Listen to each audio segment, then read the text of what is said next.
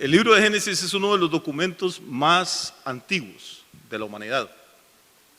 Creemos, o se sabe, los que han estudiado esto, que la redacción final del libro ocurrió hace más o menos unos 3.700 años. Y sobre ese libro está fundamentado toda la estructura de la Biblia. Recuerde que la Biblia es una colección de libros, son 66 libros.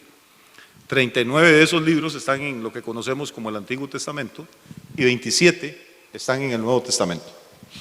Entonces, toda la revelación de Dios descansa sobre este libro, es como la piedra fundamental. Si el libro de Génesis es mentira, si es falso, como cree mucha gente, si es solamente un cuento de niños, pues entonces todo el resto de la Biblia es puro material de colchón, no sirve para nada. Lo interesante es que Jesús creyó que el libro de Génesis era verdad, todos los apóstoles lo creyeron, pero hace unos 150 años empezó un ataque muy fuerte contra la autoridad de la Biblia. Gente que no creía en Dios y que quería destruir la fe de los creyentes, empezaron a lanzar una serie de teorías y a ridiculizar la Biblia y a los que creíamos en la Biblia. Entonces nos convertimos en los tonticos del pueblo, nos convertimos en los fanáticos, en los ignorantes, pues porque creemos que la Biblia es la palabra de Dios, lo que confesamos aquí cada vez que nos reunimos. Y surgió una teoría alternativa en Inglaterra para desacreditar la historia de la creación. Esa es la teoría que conocemos con el nombre de la evolución.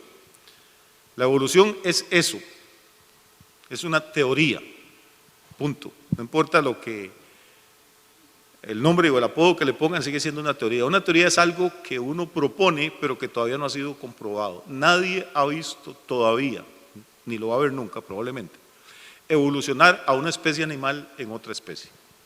La teoría de la evolución propone que todos los seres vivos, plantas y animales y humanos, tenemos un antepasado común. Que ese antepasado común, pues probablemente fue un animalito unicelular, algo como una ameba, que nadaba ya en los mares primitivos de la Tierra y que a raíz de las erupciones de los volcanes y los rayos ultravioleta y no sé qué otros menjurjes, empezó a cambiar y a transformarse. Y luego se convirtió en peces, y los peces después se cansaron de nadar y salieron a la playa y se convirtieron en anfibios, y después se alejaron de la playa y se convirtieron en reptiles, y después se cansaron de arrastrarse y se convirtieron en pájaros, y después en cuadrúpedos, y después en humanos. Entonces, en realidad no hay Dios, sino que lo que hay es un proceso al que se le llama la evolución, que es un proceso aleatorio, dicen los científicos, o sea, de la suerte, de casualidades, ciego, sin ningún propósito, sin ningún destino. Si la evolución es cierta, entonces la Biblia es mentira, punto, no hay término medio. Porque la Biblia dice que el mundo y todo lo que en él habita fue creado por un Dios poderoso, sabio, inteligente y bueno. Entonces no hay otra opción. Una de las dos cosas es falsa.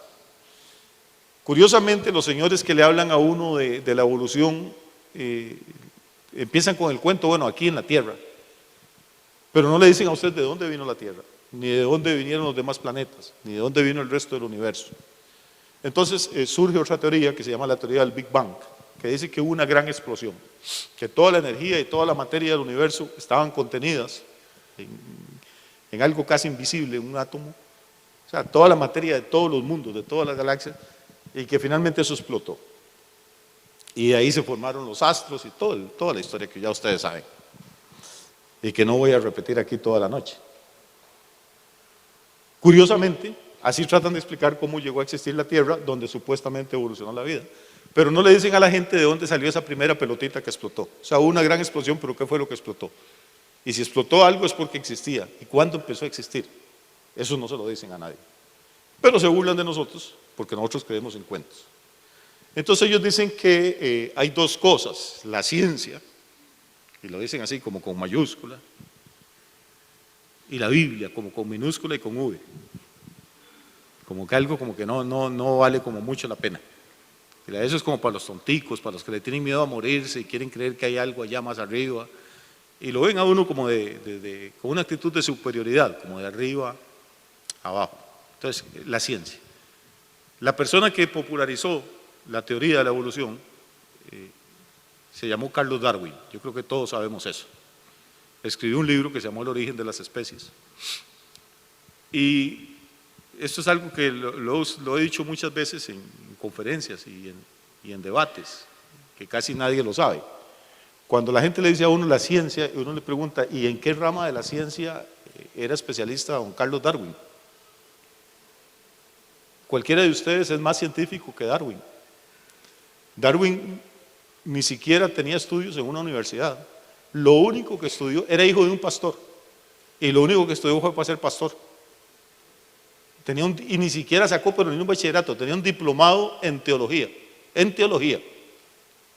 Pero la gente que no quiere creer en Dios se aferra al libro de Darwin y dice, un científico famoso, un científico extraordinario, ni siquiera saben qué ha hecho. Entonces este libro de Génesis fue el principal libro de la Biblia, de los 66 libros, este fue el principal libro en ser atacado. ¿Por qué? Porque habla de un Dios creador, porque habla de que el hombre es un ser moral y responsable ante ese Dios que lo creó. Porque en ese libro está la base de todas las demás doctrinas de la Biblia y de toda la revelación que tenemos. Y porque ese libro anuncia y profetiza la venida de un Salvador para la humanidad. No les gusta el libro de Génesis porque el libro de Génesis habla del pecado, habla del fracaso humano, habla de que no somos dioses, que quisimos serlo, pero que fracasamos. Y que necesitamos desesperadamente la ayuda de Dios. Y al orgullo del ser humano y a la soberbia nuestra les incomoda eso. Queremos salvarnos a nosotros mismos, queremos gobernar nuestra propia vida, queremos vivir como nos da la gana, hacer lo que nos da la gana, y este librito nos dice que no es así. Entonces, según el libro de Génesis, en realidad no fue que hubo una explosión de algo que existía desde siempre, sino que Dios creó el universo. Eso es lo que, así empieza la Biblia, dice, en el principio creó Dios los cielos y la tierra. Desde el primer versículo ya viene con los tacos por delante en contra de la evolución. O sea, en el principio creó Dios los cielos y la tierra. Probablemente si hubo un Big Bang, probablemente si hubo una gran explosión. Cuando Dios habló y todo esto se creó, tiene que haber habido un derroche de energía, de luz, de lo que usted quiera. Pero el origen no fue una pelotita que existía desde siempre, el origen fue Dios. Y creó el universo con un propósito. Con un propósito. No es un proceso aleatorio, no estamos aquí por casualidad. Imagínense qué triste sería, vamos a ver, si la evolución fuera cierta, que no lo es. O sea, nacimos aquí por casualidad, sufrimos por casualidad, nos vamos a morir y no hay nada, nos convertimos en polvo, ahí se acabó toda la historia. ¿Para qué tanto estudiar, tanto sufrir, tanto correr, si todos vamos a parar en el mismo hueco? Si no existiera nada, si la Biblia fuera mentira, si no hay nada más allá de la muerte, la vida humana no tendría ningún sentido. Imagínense que hay árboles en California, las secuoyas, que tienen siglos de existencia. Un árbol estúpido, no sabe hacer nada. En Israel hay olivos que se cree que tienen 2000 años. Un olivo. Ahí en esa lagunita de la iglesia, ahí tenemos 5 tortugas. Espero que no me las moleste, ahí las estamos engordando. Una tortuga, hay tortugas que viven 100 años, 120. ¿Cómo es posible que una tortuga pueda vivir más que uno? Con esa vida tan aburrida ahí metida dentro de un caparazón, en un barrial. Ayer hablábamos en la casa, una botella de plástico, ¿sabe cuánto tarda para deshacerse? Siglos. Una botella vacía de Coca-Cola, hermano, dura más, 20 veces más de lo que va a durar usted. O sea, ¿qué mundo más estúpido sería esto si no hay nada más? Si nada más estamos aquí porque papá y mamá se descuidaron o calcularon mal las fechas y la vida no tiene ningún propósito, nada más que trabajar como un camello hasta pensionarse y después sentarse en una hamaca y esperar que venga la pelona y se lo lleve. Ese es el cuadro de la gente que no cree en Dios.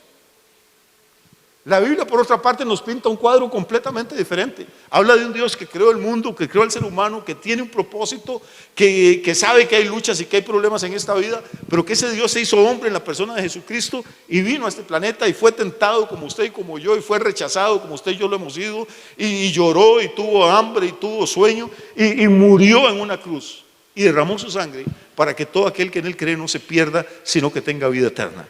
Y entonces no va a haber ningún olivo, ni ninguna tortuga, ni ninguna botella plástica que tenga un mejor destino que el suyo, porque usted fue creado para la eternidad, fue creado para disfrutar no de la tierra, del universo entero. Y van a necesitar una eternidad para eso. El plan de la Biblia es un plan grandioso, pero la gente no lee la Biblia porque le han dicho que si la leen se vuelven locos, se hacen fanáticos, se hacen estúpidos, les quitan los diezmos. Ese es el pánico de la gente. Que yo sepa, yo tengo 40 años de predicar y nunca le he pedido un diezmo a nadie. Si se lo he pedido a alguno de ustedes, póngase de pie y me dice que soy un mentiroso en la cara. La gente no va a la iglesia porque le quitan la plata, pero viven en la cantina, como si el cantinero les diera el guaro gratis.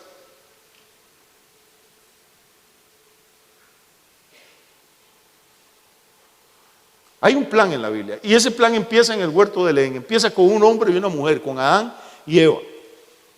Y estos dos que fueron creados a la imagen y semejanza de Dios, fracasan, fallan, desobedecen, llámele como quiera. No fue que se comieron una papaya ni un racimo de uvas. La Biblia lo que está tratando es de ponernos la historia de tal forma que la podamos comprender. Dios les da un mandato, ese es el corazón de la historia, y ellos quebrantan ese mandato voluntariamente, a sabiendas, desobedecen, transgreden la única palabra que Dios les había dado. Imagínense lo que debe haber sido vivir en el huerto del Edén, sin enfermedad, sin muerte, sin depresiones, sin tristeza, sin accidentes. Y lo único que tenían que hacer para seguir ahí era obedecer un mísero mandamiento, uno nada más: no coman del fruto de ese árbol. Por eso a mí a veces me da, no sé si risa o lástima, cuando oigo a la gente decir: no, uno no ocupa ir a la iglesia, uno con guardar los 10 mandamientos. No jodas. No pudieron Adán y Eva guardar uno en el huerto, va a guardar usted 10.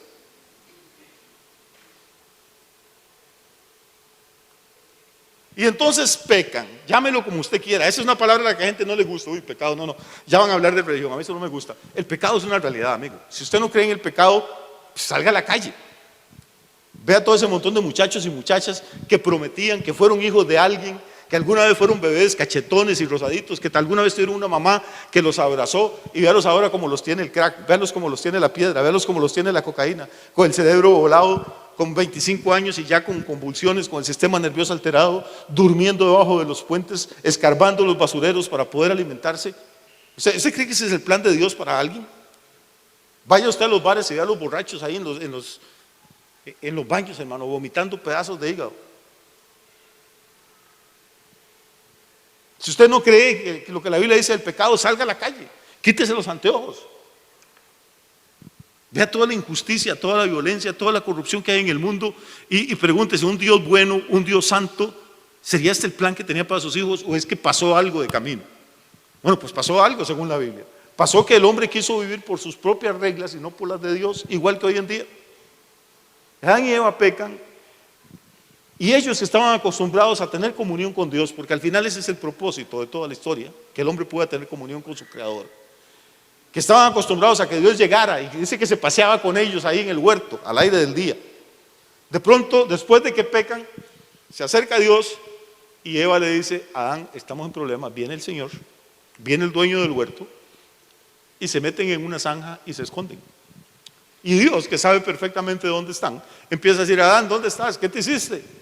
Y Adán dice: aquí, Señor, escondido. ¿Y por qué está escondido? Y dice: Señor, es que no, hay que Eva y yo de pronto nos volvemos a ver y estamos sin ropa. Y nos dio mucha vergüenza y nos escondimos para que usted no nos viera desnudos, cuando nunca habían tenido ni un trapo encima.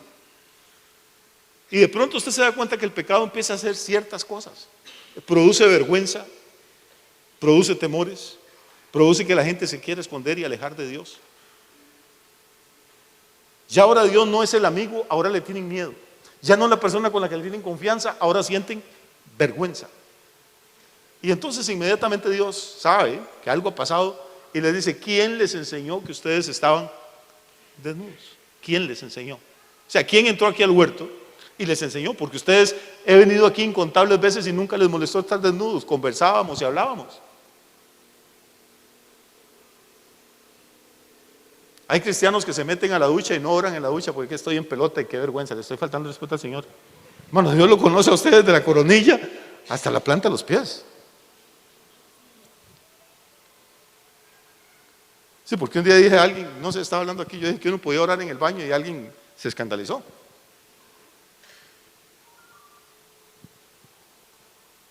¿Quién les enseñó? Yo no les di esa conciencia de pecado, de culpa que ustedes tienen. ¿Quién se los enseñó? Y entonces ya de una vez inmediatamente empieza Adán a decir: fue Eva, la mujer que usted me dio. Eva fue a decir la serpiente, y empiezan a tirarse la pelotica de uno al otro. Todos conocemos la historia, ¿verdad que sí? Y cuando por fin salen de su zanjita para conversar con el Señor, ven que Adán y Eva estaban vistiendo unos taparrabos espectaculares. La gente dice que la profesión más antigua del mundo es la prostitución. Yo no sé de dónde sacaron eso es falso. La profesión más antigua del mundo es la de costurera.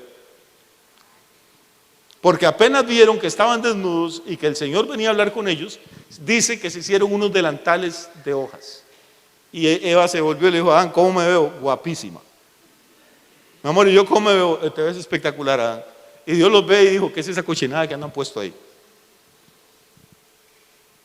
Esa es la historia que cuenta la Biblia. Se la estoy contando tal vez con palabras un poquito diferentes, pero esa es la historia. Y entonces Dios les dice: quítense eso que se hicieron, porque eso no sirve para nada. Voy despacio, ¿están conmigo todavía? ¿Qué quiere decirnos la Biblia con esto? Vamos a explicar rápidamente. En primer lugar, que el pecado produce una sensación de culpa y de vergüenza. Y que uno lo que quiere es que nadie lo vea, se esconde. La gente se esconde para pecar y quiere alejarse de Dios. La gente que está en pecado, usted lo invita a una iglesia y se enoja. Invítelo a una borrachera con carne asada y lo abrazan. No quieren que nadie les diga que están mal. Entonces Adán y Eva se esconden. Dios deja de ser su amigo y se convierte en su enemigo. La segunda cosa es que inmediatamente que uno sabe que está mal, quiere taparse, quiere cubrir su desnudez. Y entonces Adán y Eva se dedican a buscar hojas que hagan juego. Y no, Adán, esa no se te ve bien, ponete la otra. Hasta que se hacen unos delantales y ellos quedan encantados con el delantal. Pero Dios les dice: eso no sirve nada. ¿Qué son esos delantales? Esos delantales son un símbolo de las religiones. ¿Por qué? Porque los seres humanos sabemos, lo reconozcamos o no, que no somos perfectos. Si usted es perfecto, yo le aconsejo que no venga más a esta iglesia, pues lo vamos a echar a perder. Todos los seres humanos hemos metido las patas, unos en un área y otros en otra. Si usted es perfecto, repito, está perdiendo el tiempo aquí. Porque una iglesia no es para personas perfectas. Una iglesia es como un taller mecánico. ¿Cuándo lleva uno el carro al taller? Que cuando le siente un brinco raro, le escucha un sonido diferente, uno dice: cuando el carro está bien, usted no se acuerda que existen mecánicos. ¿Cuándo va uno al hospital? A sacar ficha y a hacer fila. Cuando se siente mal. Hay gente que dice: yo no voy a esa iglesia porque ahí va fulano o va mengana. Y yo los conozco. Pues qué dicha que vienen y qué dicha que son malos. Como que yo diga: yo no voy al hospital porque eso está lleno de enfermos. Oiga, no, yo no voy a llevar el carro al taller porque todos los carros que están ahí están malos, hay 4 varados. Después, eso es lo que se supone que debe ocurrir. Entonces, cuando la gente se siente mal, se hace un delantal, y ese delantal es una religión. Y hay religiones hasta para tirar para arriba, docenas, cientos, diferentes. Unos tienen el delantal más largo, otros lo hacen más corto, unos los hacen con hojas de chayote, otros los hacen con hojas de naranja, unos los hacen de la forma que quiera. Hay religiones para todos los gustos. Pero vamos a ver, el delantal es el esfuerzo humano por cubrir su desnudez delante de Dios. No sé si estoy explicando esto. La religión es lo que hace el hombre, lo que hace la mujer para decir: bueno, no estoy tan mal, sí, soy pecador, pero por lo menos creo en Dios y hago esto y esto, y entonces Dios tiene que tenérmelo en cuenta. Véame Dios, aquí me hice mi delantalcito, véalo, el domingo fui al culto. Pero ¿cuál es el veredicto de Dios cuando ve el delantal que Adán y Eva hicieron con tanto esfuerzo, con tanto sudor, con tanto trabajo? ¿Usted se ha puesto a pensar cómo hace un delantal donde no hay tienda, donde no hay aguja, donde no hay hilo?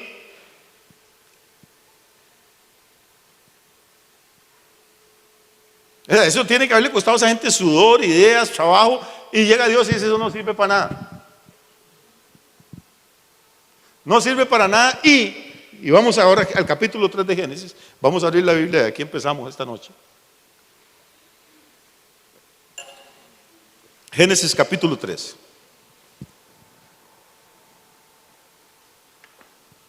Me avisan por favor cuando lo encuentren. Génesis capítulo 3, el versículo 21. 21, ok. Lea lo que dice ahí, por favor. ¿Lo tienen? Hello. ¿Qué dice? Y Jehová Dios hizo al hombre y a su mujer túnicas de pieles y los vistió. O sea que todo el esfuerzo de Adán y todo el esfuerzo de Eva, ¿para qué sirvieron? Para nada, hermano, porque Dios no estaba satisfecho. Y entonces dice esto, repito, que usted lo lee ahí, pasa la carrera, pero este texto tiene bastante que decirnos. Dice: Jehová Dios hizo al hombre y a su mujer túnicas de pieles. ¿Qué son pieles? Hello, ¿qué son pieles? Pieles son cueros de animales. Y resulta, no sé si usted ha hablado con una cabra o con una vaca últimamente o con una oveja, pero normalmente los animales no le van a regalar a usted el cuero de buena gana. No es que la vaca pasa por ahí y usted dice: oiga, me presta el cuero, es que voy para el cerro de la muerte. Si quiere el cuero de la vaca, tiene que hacer algo. Tiene que matar a la vaca. Entonces, lo primero que muere en este planeta, porque cuando Adán y Eva pecan, ocurre algo en el mundo espiritual. Pablo, hablando por revelación del Espíritu, Pablo dice que por la muerte entró a este planeta por causa del pecado. Antes de que ellos pecaran no había muerte. La muerte no es cualquier cosa, la muerte es un poder demoníaco, es un espíritu más terrible y más poderoso que el mismo Satanás. Y mientras Adán y Eva estaban en comunión con Dios, no había muerte en este planeta, nada ni nadie moría. Pero una vez que ellos pecan, abren una puerta en el mundo espiritual y la muerte entra. Lea el libro de Romanos y ahí se lo voy a explicar claramente. La muerte entró al mundo por el pecado de un hombre. Y el primero que muere no es Adán, ni Eva, ni es Abel. Lo primero que mueren son unos animalitos que no habían hecho absolutamente nada malo, que no habían comido de ninguna fruta, que no habían desobedecido ningún mandamiento. Pero Dios los mata, toma su cuero, y ahora Dios es el que le hace un traje a Adán. Y ya me imagino qué traje. Y le hace un traje a Eva, y ya me imagino qué clase de túnica le daría a Eva, porque salió de las manos del propio Señor. Estoy seguro que no tuvieron que ir a medirle el ruedo a ver si se le había descosido algo. Estoy seguro que les duró hasta que ellos se murieron. Y hermano y hermana, Adán y Eva ven algo entonces que ni en sus peores pesadillas se podían haber imaginado. Ven animales que estaban sanos, que estaban destinados a vivir ahí para siempre. Ven donde estos animales mueren, se desangran, son destazados, les arrancan el cuero. Y ven el precio terrible que alguien inocente tuvo que pagar para cubrirlos a ellos. No sé si me estoy explicando. Dios les dijo: el día que ustedes desobedezcan, ese día van a morir. Pero ellos no sabían qué era la muerte. No habían visto nada ni nadie morir. Y ahora ven estos animales ahí. Y quedan los cadáveres ahí sangrando, para que Adán y Eva puedan caminar fuera del huerto, pero cubiertos con una túnica de pieles hecha por el mismo Dios. Amigos, si no entendemos lo que la Biblia está diciendo aquí, es que no vamos a entender nada nunca. Pero lo que está diciendo aquí es que todo el esfuerzo de Adán y de Eva, todo el esfuerzo de todos los hombres y las mujeres del mundo por tapar nuestra desnudez, por cubrir nuestros pecados, por hacernos ver bonitos y decentes delante del resto de la gente, eso a Dios no lo impresiona ni lo satisface. Sino que Dios está enseñando otra lección ahí. No es lo que ustedes hagan lo que les va a cubrir sus pecados, es lo que yo haga por ustedes. Vea lo que dice: Jehová Dios hizo al hombre y a su mujer túnicas de pieles. ¿Quién hizo las túnicas? Jehová Dios. ¿Y quién se las puso? Jehová Dios. Él hizo túnicas para el hombre y la mujer y Él los vistió. Así termina ese versículo. Entonces toda la obra fue de Dios. Lo único que tuvieron que hacer Adán y Eva es decir: ahí está bien, botamos el vestido que traíamos nosotros y pónganos ese que usted acaba de hacer a un precio tan terrible. Ahora, eso también, hermano, para Adán y para Eva tiene que haber sido terrible. Porque se volvieron a ver y dicen: nosotros también vamos a morir como esos animales. Y algún día nos vamos a ver así como ellos están ahí. O sea, la vida que Dios planeó para nosotros, la arruinamos. Nos va a pasar lo que le pasó a ellos. Eso es la muerte de Eva, eso es la muerte de Adán, es horrible. Bueno, pues eso es lo que nos toca. A veces, repito, pasamos leyendo la Biblia a la carrera y como que no paramos a dejar que el Espíritu Santo nos hable qué es lo que Dios quiere decirnos realmente. Ahora, hay otra historia un poquito más adelante, en el capítulo que sigue, que ustedes conocen y no me voy a meter aquí. Es la historia de los primeros dos hijos de Adán y Eva, de Caín y Abel. Y esa historia dice, capítulo 4, versículo 3, dice que aconteció andando el tiempo Que Caín trajo del fruto de la tierra, ¿qué trajo?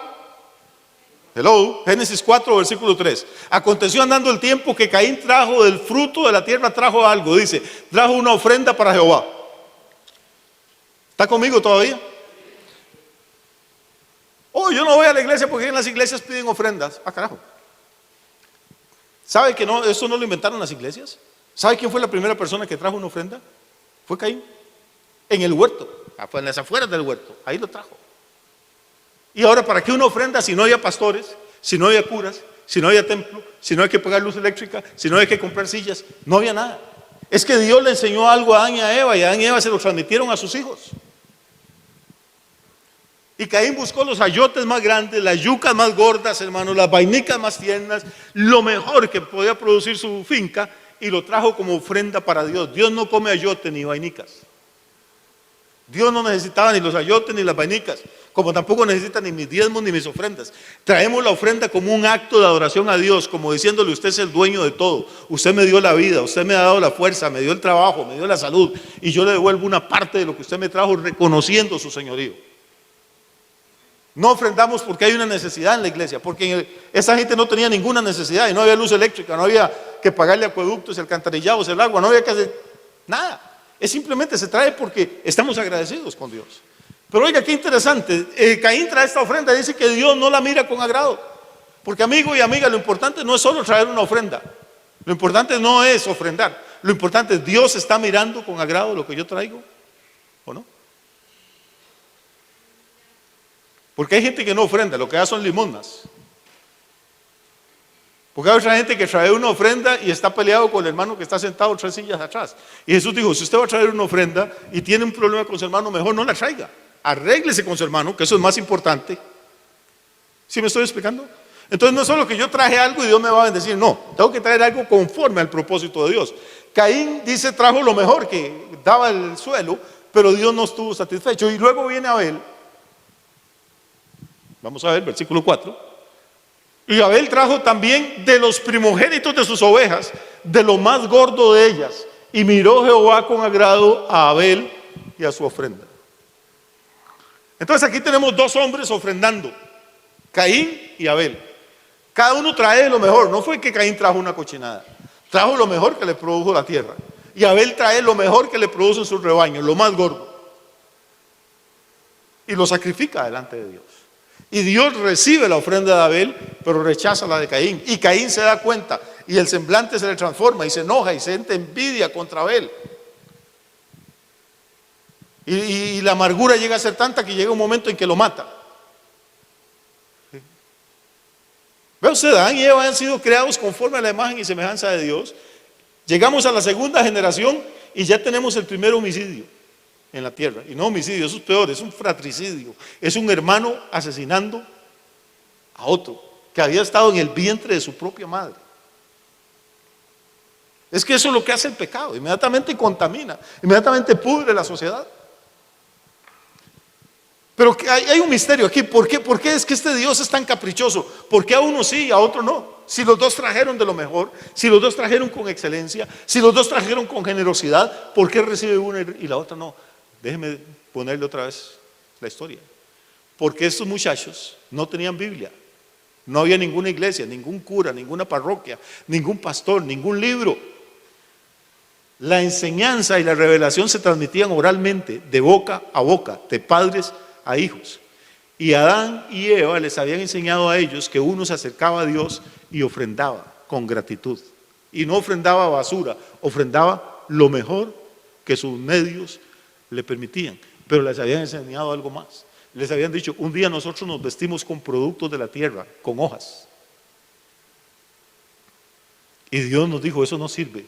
Y trajo animales y los mató delante de nosotros y nos cubrió con pieles. Y Dios les enseñó una lección que después va a aparecer por toda la Biblia, hasta el Nuevo Testamento. Y esta lección es: sin derramamiento de sangre no hay perdón de pecados. No importa lo bueno que usted sea, no importa los ayotes que traiga, no importa los diarios que compre para regalarle a las viudas, no importa las veces que venga al culto aquí, o que vaya a misa, o que se meta en los testigos de Jehová, no importa lo que usted haga.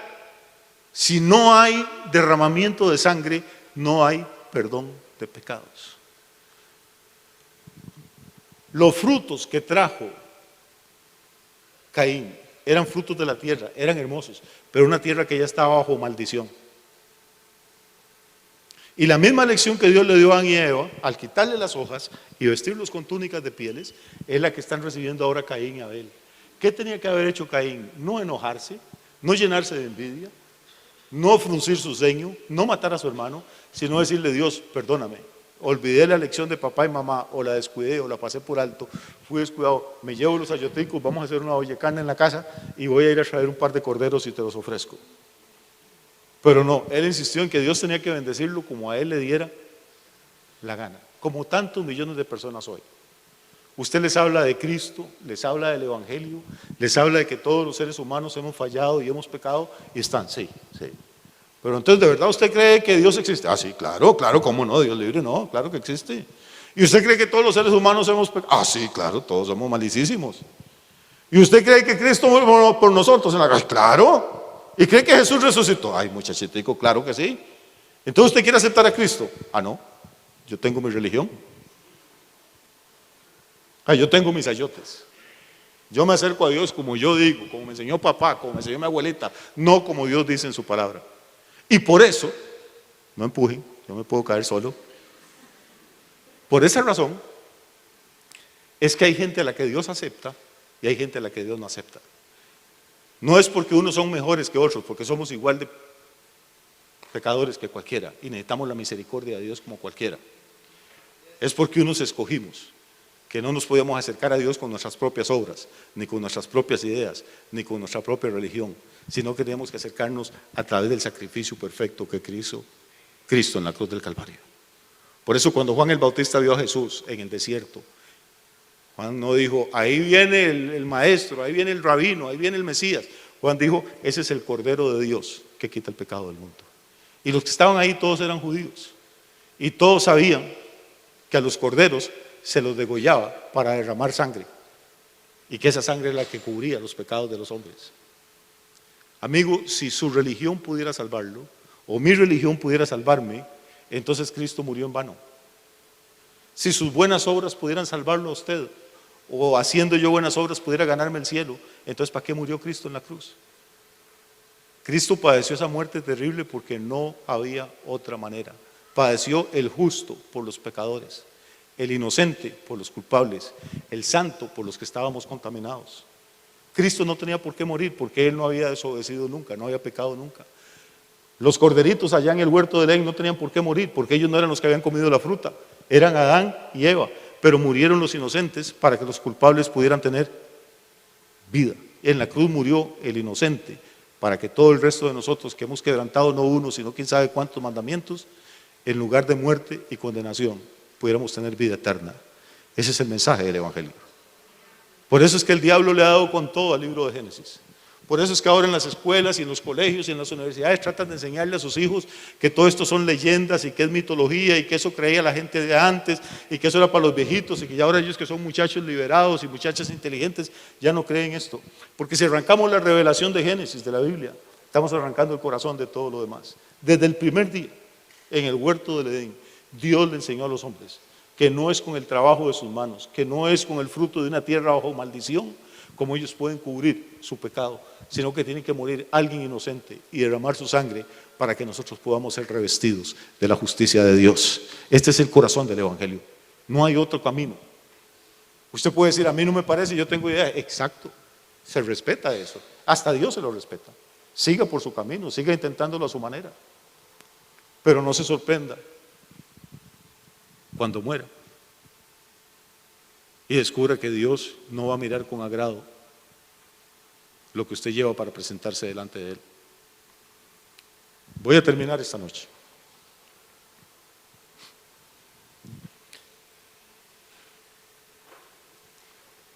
Génesis es como la propedéutica de Dios. Es Dios enseñándole poco a poco a su pueblo, trayendo revelación hasta llegar a Cristo. La Biblia es una revelación progresiva.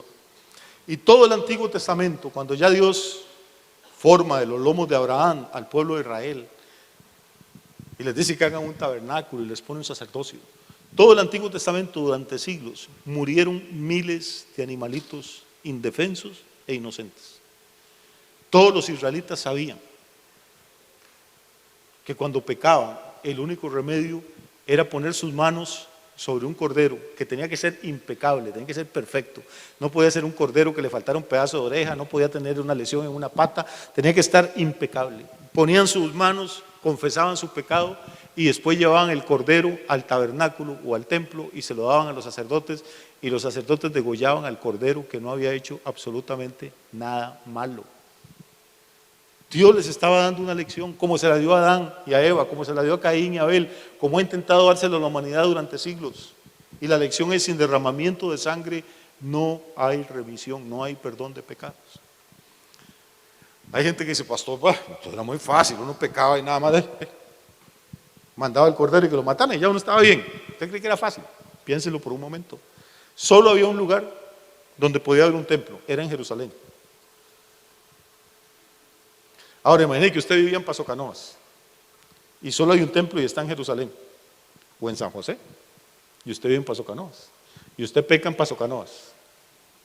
Entonces usted agarra el mejor cordero que tiene y le pone las manos encima y: yo confieso mis pecados sobre este. Ahora sí, todavía no ha logrado nada, porque usted no lo puede matar, tiene que llevarlo donde el sacerdote, y el sacerdote está en San José. Se va a montar a Tracopa y no, usted sí, pero la ovejita no. Ahora no había Tracopa en esos tiempos. Entonces, ¿qué le tocaba? Arriamos al cordero. Hay otro problema: usted tiene vecinos y los vecinos tienden a ser chismosos. Y mira qué raro, Yamil, este mes 4 corderos, lleva ese carajo ya para San José. Hay otro problema: usted es casado y algunas mujeres, no todas, gracias a Dios, tienden a ser celosas. Y cuando lo ve usted que ya como por el 5.º cordero, dice: no, aquí está pasando algo. El hombre durante un año no había sacado ninguno del rebaño, y ahora desde que llegó esa vecina nueva, llegó hace 2 meses y el tipo ya lleva 5. No crea que era muy fácil. Entonces había gente que decía: no, estar llevando yo corderos. Dios está en todo lugar, aquí le pido perdón. Pídele perdón, pero lo hace a la manera de Dios o no va a recibir él el perdón. Entonces cuando usted llegaba a Jerusalén con el cordero, ya usted llegaba con los pies hinchados, sudado, el cordero al hombro, porque si se le lastimaba de camino ya no servía. Entonces el sacerdote lo agarraba al cordero y empezaba a revisarlo. Había como 14 puntos que le revisaban: las orejas, la boca, que no tuviera los labios partidos, las patas, las pezuñas. Era un examen completo del cordero. ¿Para qué? Para ver si el cordero estaba perfecto. ¿Entendemos esto? Si el cordero estaba bien, entonces a usted lo dejaban pasar adelante. Si no, lo devolvían. Y ahí afuera había un montón de sinvergüenzas que tenían mesas donde vendían corderos de repuesto, pero los vendían carísimo. O sea, si usted se acuerda que Jesús agarró un látigo y los echó, porque lo que hacían era aprovecharse de la gente. Muy bien. Ponga atención a lo que le estoy diciendo, porque esto es la clave.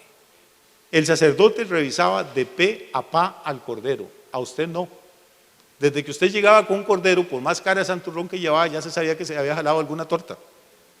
Nadie iba a hacer toda esa caminada y llevar un cordero por puro gusto.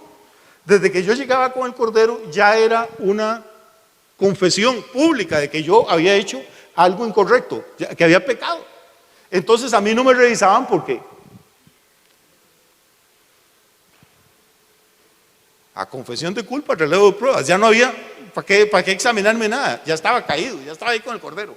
A quien revisaban era al cordero. Déjeme explicarle: cuando usted se muera y llegue al río, tiene que llevar algo, porque la Biblia dice: no te presentarás delante de Jehová con las manos vacías.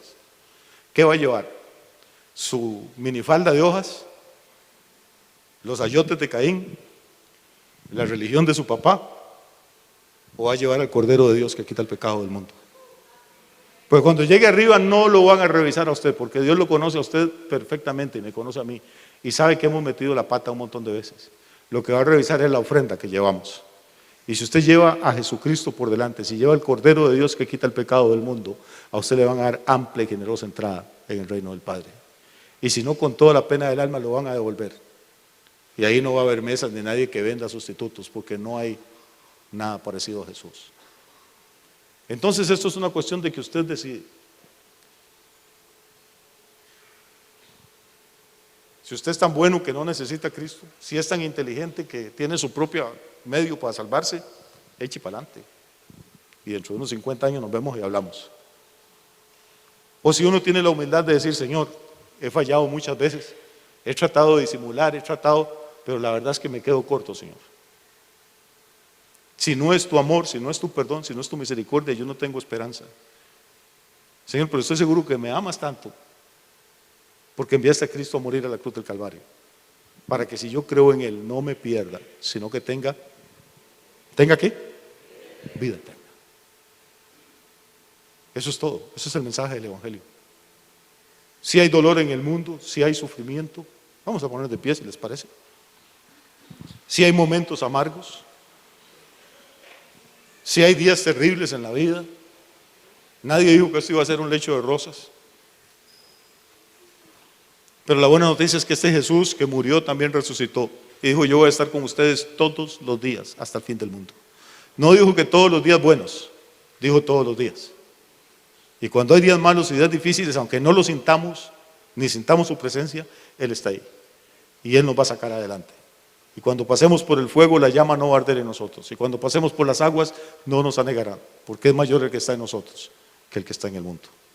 Amigo, amiga, si usted nunca, tal vez usted cree en Dios, tal vez cree en Cristo, pero nunca lo ha invitado a entrar a su vida. Él es un caballero, Él no va a entrar a la fuerza, Él no lo va a salvar a la fuerza. Uno tiene que abrir su corazón. Uno tiene que hacer como hacía el israelita, con reconocer su pecado y decir, Señor, esta carga es muy grande para mí, yo no puedo con ella, la pongo en este cordero, pues tomamos nuestra carga y la ponemos en el cordero de Dios, que quita el pecado del mundo. Y cuando hacemos eso, hay perdón, y hay gracia, y hay misericordia, y hay vida eterna, y hay bendición. Si usted nunca lo ha hecho, esta es una buena noche para que lo haga.